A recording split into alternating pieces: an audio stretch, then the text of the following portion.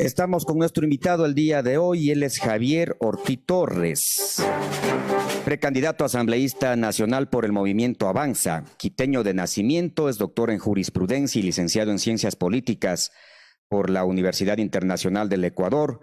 Obtuvo una maestría en estudios políticos aplicados en la FIAP en Madrid, España, y es maestrante en investigación de política comparada por la Flaxo-C de Ecuador. En el sector público ha trabajado en el municipio de Quito, Gobierno Provincial de Pichincha, IES, BIES, Asamblea Nacional y Ministerio de Industrias. Diputado alterno por Pichincha en el 2007 y candidato asambleísta por Pichincha entre el 2003 y 2017. También se postuló a la prefectura de Pichincha en el 2019, autor del libro Gobiernos de la Ley Más Fuerte al Hiperpresidencialismo y docente de la Universidad Internacional del Ecuador y en la UTEG. Esposo y padre de 2 niños, es el actual secretario ejecutivo nacional del Partido Avanza y lidera la lista de candidatos nacionales para la Asamblea en el 2021. Javier, un gusto saludarle, muy buenos días y un gusto tenerle acá en Radio Sira de la ciudad de Ambato. Buenos días. Muy buenos días, un gusto para mí expresarme y manifestar acá todas nuestras ideas. Un saludo muy especial a toda la gente de Ambato. Estaremos el gusto de visitarles el día de mañana. Acompañaremos a la inscripción de la candidatura, así que para mí es un honor estar en Radio Sira y tratar de contestar todas las inquietudes que vengan de ustedes. Dentro de su movimiento usted lideró el proceso de depuración del partido político. ¿Cómo ha marchado el partido político Avanza, Javier, por favor? Sí, el partido político Avanza prácticamente renace en el año 2018 con una directiva nacional y no sé, inmediatamente comenzamos a reestructurarlo, participamos en las elecciones del 2019 junto a varios compañeros.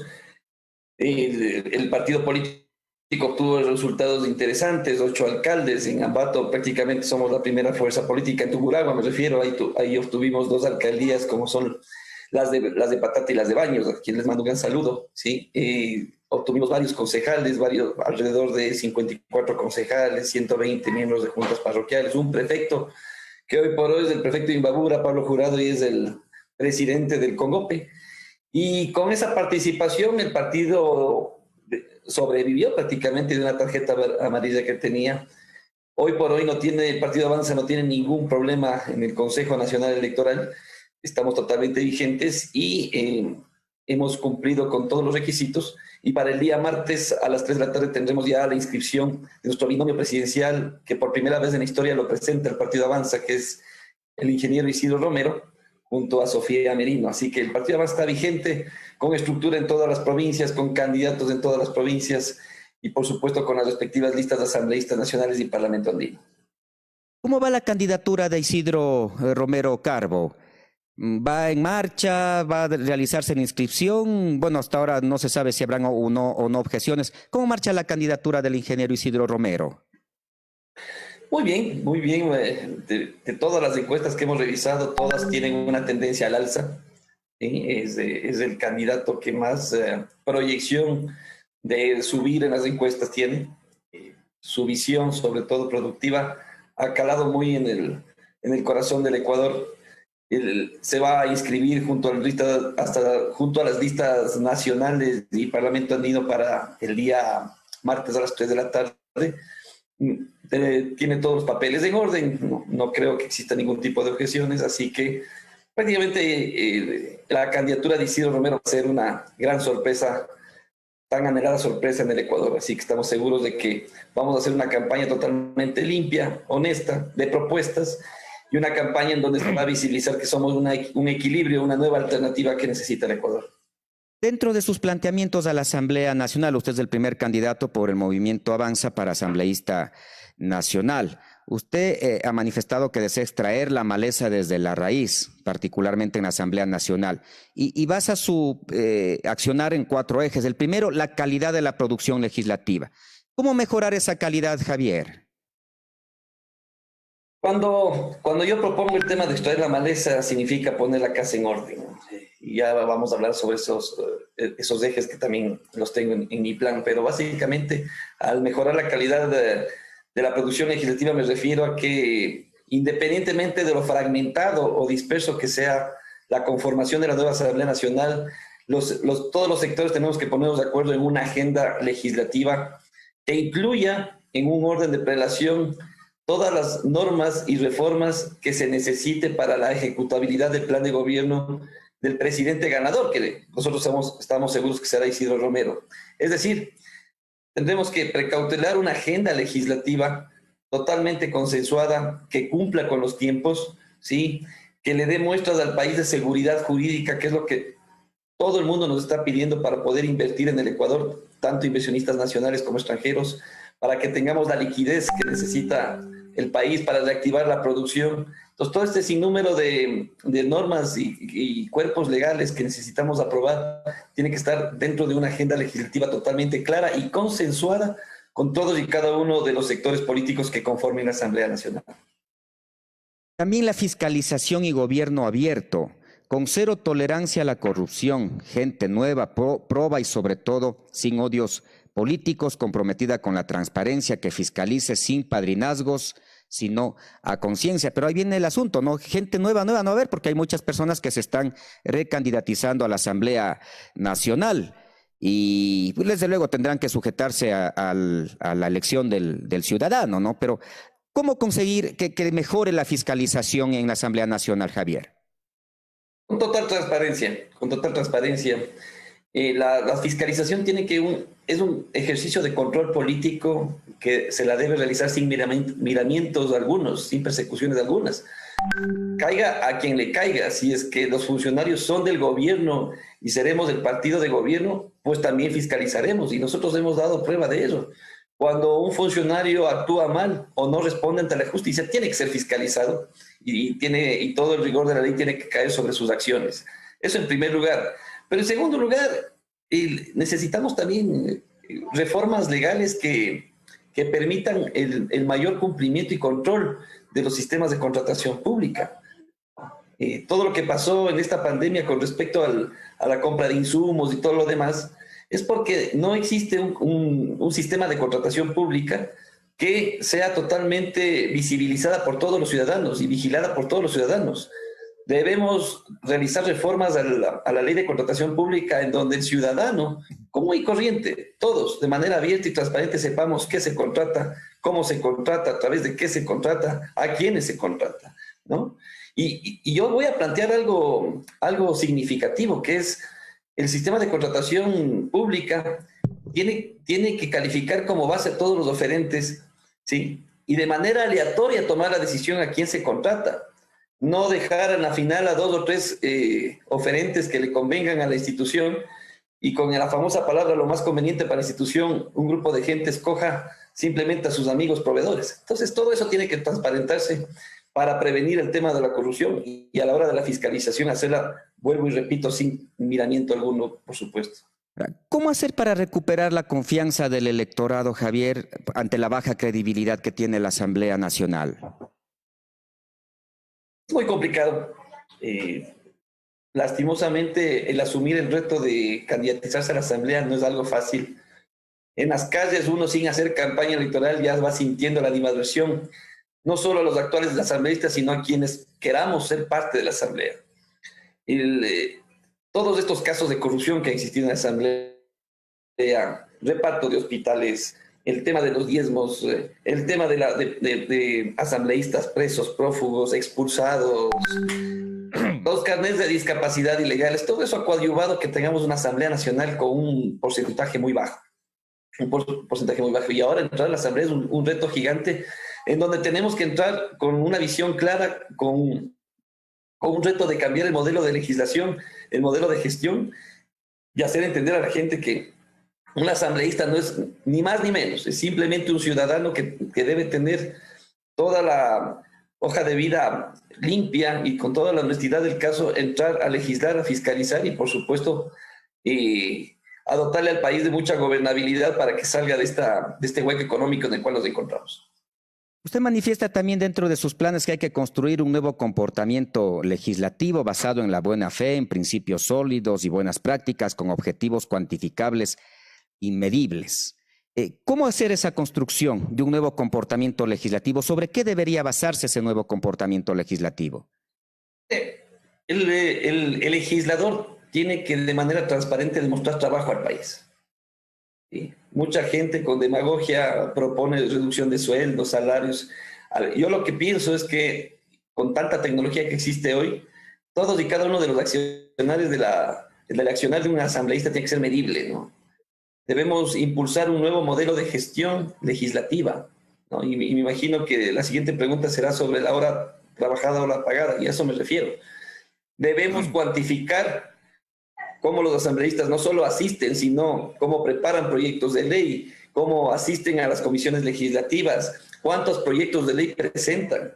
Y tenemos que cuantificar el trabajo de los asambleístas y, por supuesto, eso tiene que trasladarse a la hora de la remuneración. Es decir, hora trabajada, hora pagada.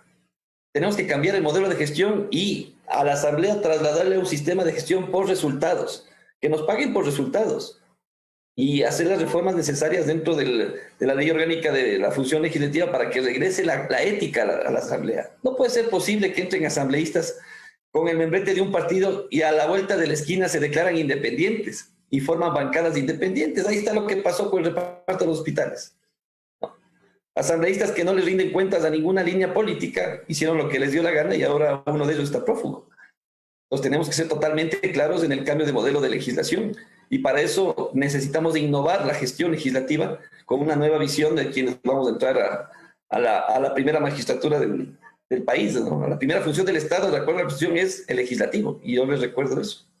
Ahora, claro está que un legislador entra por una bancada política y se debe a la bancada política, como la bancada política también se debe a la figura del legislador, en este caso que de pronto es elegido por el soberano.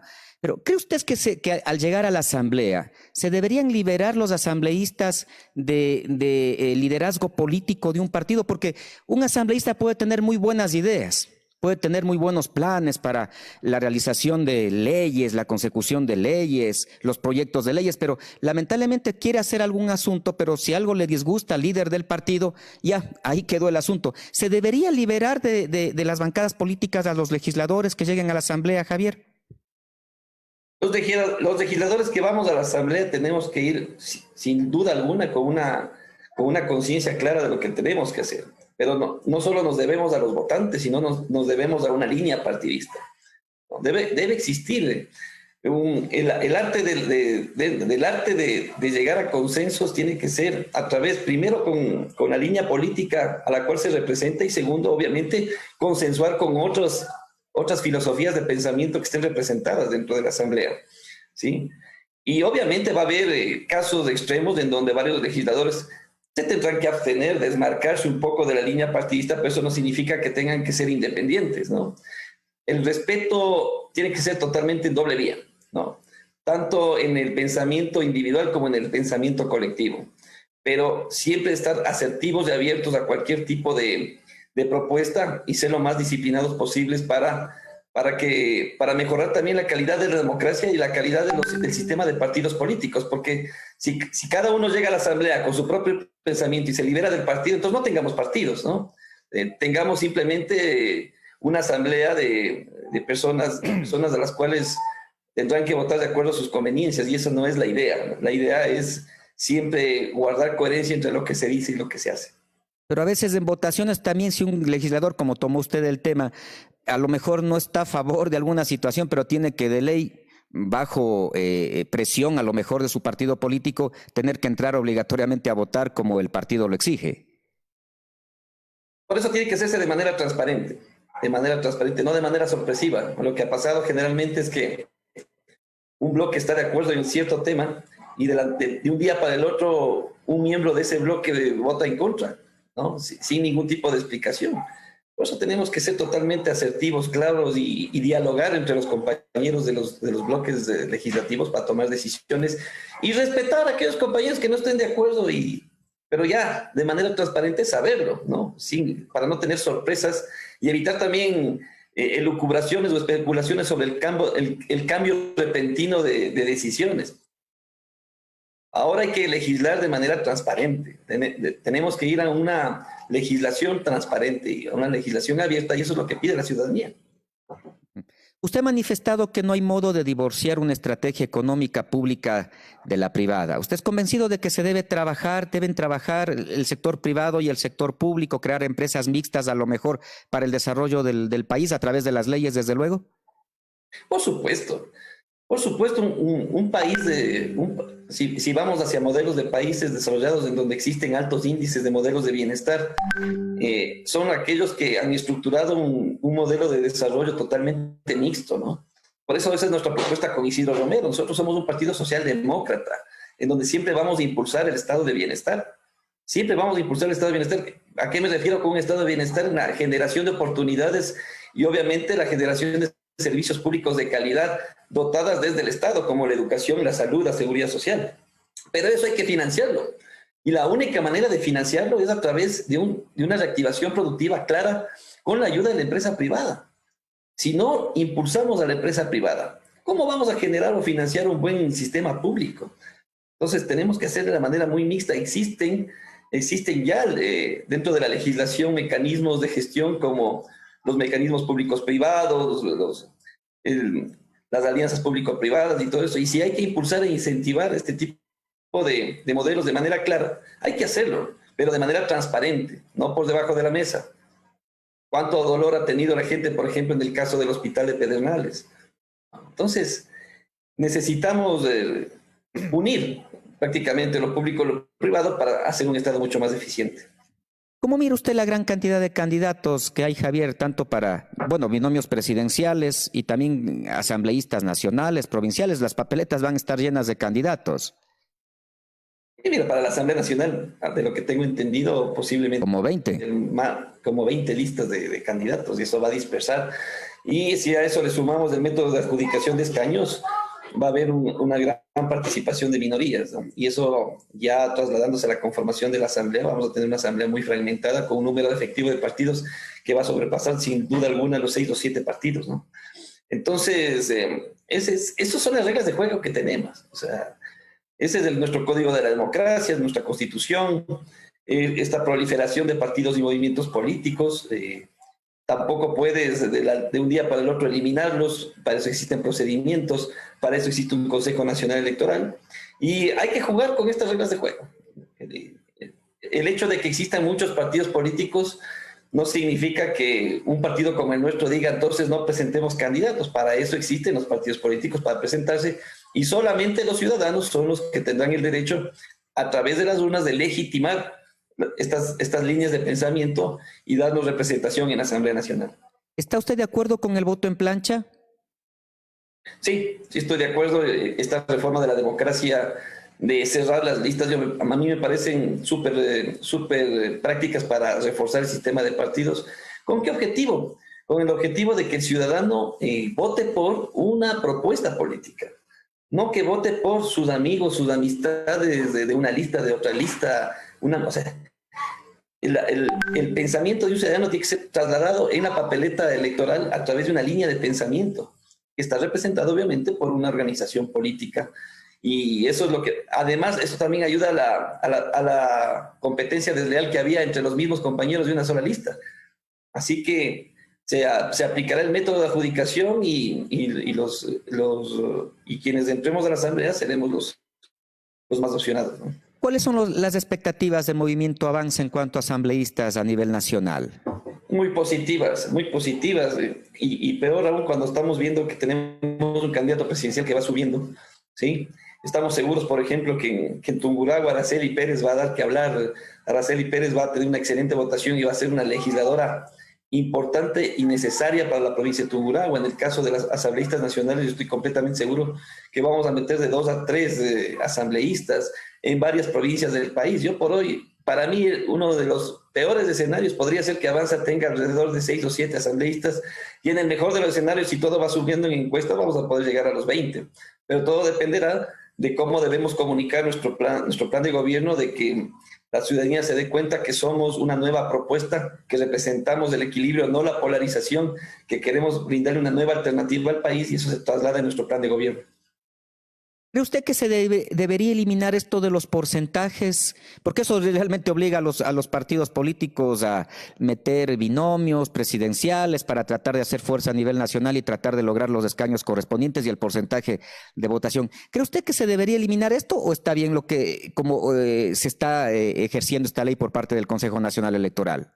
¿Los porcentajes en qué sentido? No escuché esa parte. Del famoso 4%, tener 3 legisladores, porque si no el partido político se elimina. Por supuesto, eso se llama umbral electoral, es decir, el que los partidos podamos cumplir un mínimo porcentaje para poder sobrevivir. A mí me parece bien, más allá de que el partido avanza casi desaparece y no cumple con ese porcentaje, y vuelvo, insisto, gracias a las elecciones de 2019 pudimos sobrepasar ese porcentaje. Lo que pasa es que un partido político, para que pueda permanecer en la vida política, tiene que demostrar representatividad, tiene que demostrar de que existe aceptación por parte del pueblo ecuatoriano para que se los represente. No se pueden reunir 4 amigos, armar un movimiento y automáticamente tener acceso a todos los derechos y beneficios que tienen las organizaciones políticas. Para eso hay que demostrar representatividad y, por supuesto, demostrar que se tiene estructura y fuerza política, no solo a nivel local, sino a nivel nacional. Javier, para terminar, ¿hay confianza en el CNE? ¿Tienen ustedes confianza en el CNE? No es cuestión de confianza, es una cuestión de alerta. Lastimosamente, el Consejo Nacional Electoral, sin duda alguna, en varias administraciones anteriores no han dado confianza. Esperemos que esta vez sí. Más allá de que sepamos de qué línea política son todos y cada uno de los miembros del Consejo Nacional Electoral, las organizaciones políticas tenemos que hacer nuestro trabajo, tenemos que organizar el control electoral, tenemos que también estar vigilantes del voto, tenemos que estar totalmente vigilantes de todos y cada uno de los procesos internos a la hora de este encadenamiento del proceso electoral. No hay que confiarse, más allá de que se confíe o se desconfíe del Consejo Nacional Electoral. Yo creo que lo que se debe respetar es la decisión del pueblo ecuatoriano y eso tiene que ser trasladado a las urnas. Hay que evitar cualquier mecanismo de fraude, que se vaya a la luz, que se cambien los resultados, etc. Y la única manera es que las organizaciones políticas podemos ejercer ese derecho de control electoral y tener también de la mano nuestros propios resultados. Javier, queremos agradecerle, si algo más desea agregar, por favor, y de seguro en cualquier momento esperamos tener nuevamente su presencia acá en Radio Cira para otra entrevista, ya cuando esté en el fulgor la campaña electoral. No, repetirles el agradecimiento, el gran saludo a Tungurahua, a Ambato, que tendré el gusto de visitar el día de mañana, acompañar a nuestros candidatos encabezados por Araceli Pérez. Iremos con nuestra candidata a la vicepresidencial, Sofía Merino, con nuestra candidata al Parlamento Andino, Juana Francis Bone, y haremos todos. Avanza es una organización política que se maneja sobre todo con principios de solidaridad, de familiaridad. Somos una gran familia que hemos enfrentado tanto triunfos como adversidades, como cualquier familia. Así que este es un nuevo reto para nosotros.